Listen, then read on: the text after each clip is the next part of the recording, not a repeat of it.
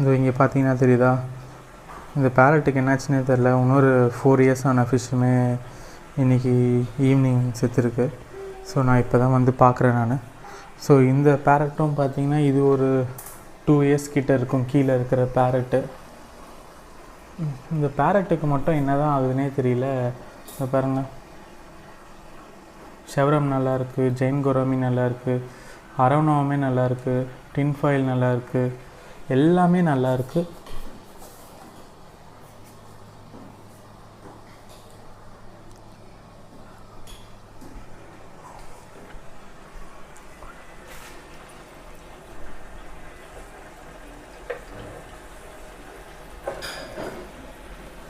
சைஸை பாருங்கள்,